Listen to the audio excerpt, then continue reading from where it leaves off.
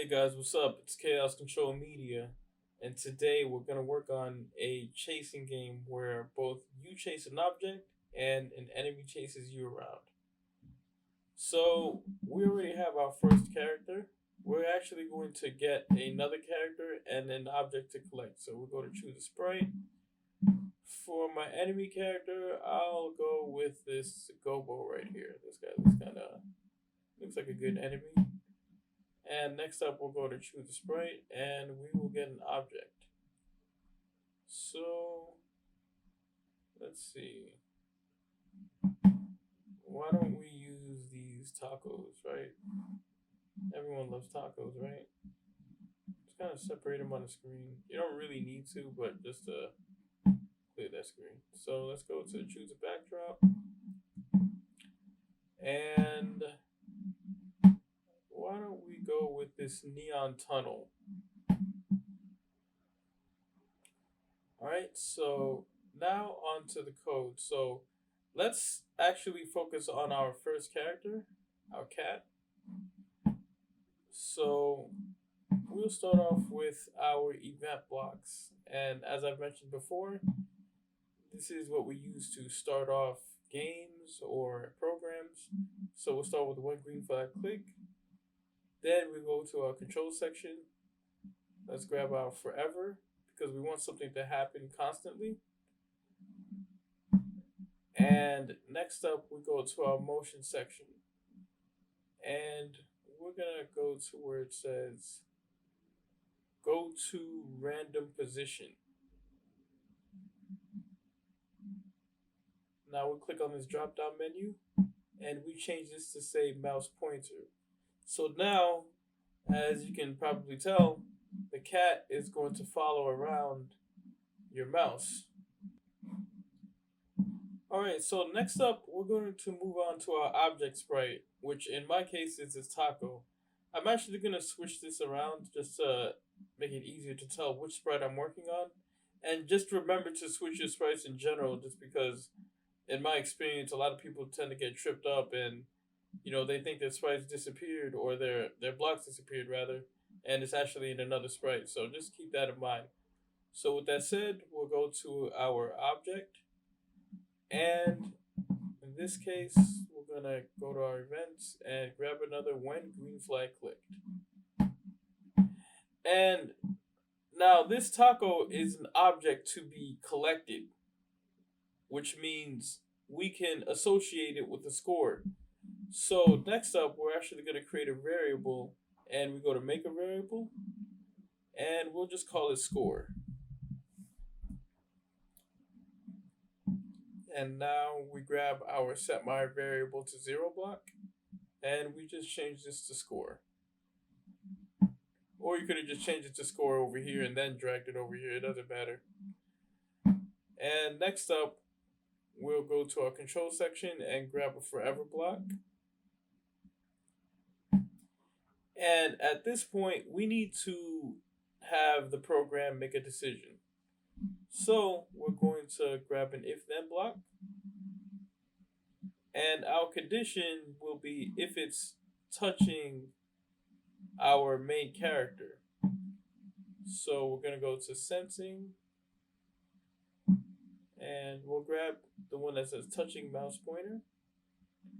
And instead of mouse pointer, we'll just change it to sprite 1 in my case.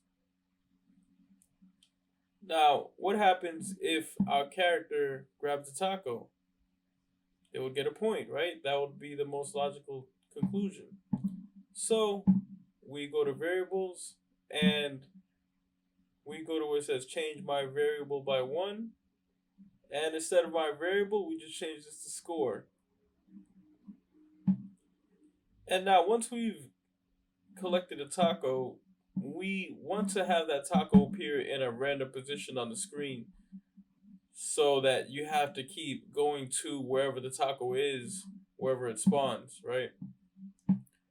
So next up, we go to our motion section, and we're just going to grab the one that says go to random position, the fourth one down. Oh, sorry. There we go. Alright, so now we move on to our enemy character. So we click here,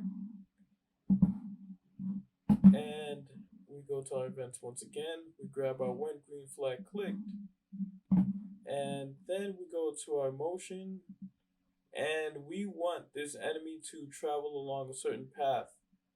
So next up, I'm gonna grab the one that says point in direction. And now we're gonna use our operators for the first time because we want to actually have a range. So we'll grab this pick random, and in the first bubble, we'll put -180, and then in the second bubble, we'll put 180. Alright, so let me just explain the logic behind this pick random -180 to 180. So this is saying that wherever the character is on the screen, it's going to be pointing from its basically from its right side to its left side. What would be perpendicular to their vision. So if the character was here, it would be pointing either over here or over here, anywhere in that range. So if we're over here to the left, it would be from here to here, and so on and so forth here. Then it goes down like this, and you get the idea. So that's how the logic behind this pick random -180 to 180 works. Next up, we're going to go to our control, and we're going to grab this wait 1 second. So this is going to make sure that the enemy doesn't start chasing you right away. Like you need a little bit of a pause before the enemy starts moving. So in this case, we're gonna put 0.5 seconds, and just as we did with the player character, we're going to grab our forever block, and this time we're going to have it move at a certain speed. So you don't have to put 10. The higher the number, the faster it'll go. If you really want to challenge, I'd recommend putting it at around 35, 40. I guess I'll put it at 35. And now we're going to go over here and grab this block that says if on edge bounce. So all together, this logic allows the character to go across the screen but also bounce off of it. So you constantly have to dodge it as you're getting the taco. Next up, we want the condition for if the character collides with the enemy, or if the enemy gets you, basically. So we're going to use another if statement, or an if then block. So we grab this, put this here, and we go to our sensing and grab the touching mouse pointer. But instead of touching mouse pointer, we're going to change it to sprite 1. Next up, we need to say a message now. So I would grab the one that says say hello. And instead of say hello, we'll put game over. I think 2 seconds is good for saying that.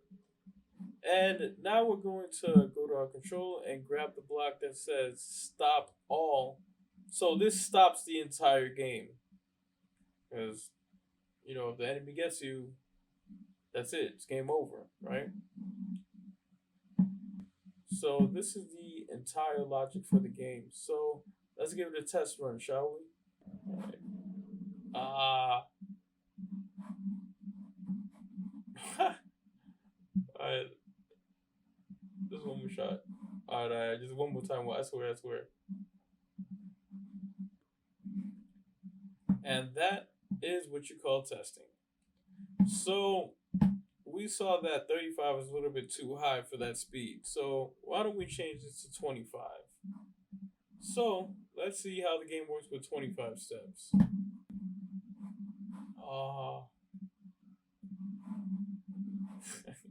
One.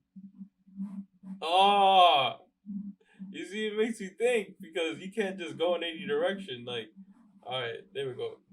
Ah. Anyways, so you guys get the idea. You can adjust the parameters to your choosing. Um, I usually like hard games anyway, so the more I lose, the more fun I'm having anyway. So, all right, so that's your tutorial for today. And if you enjoyed the lesson, feel free to leave a like and subscribe.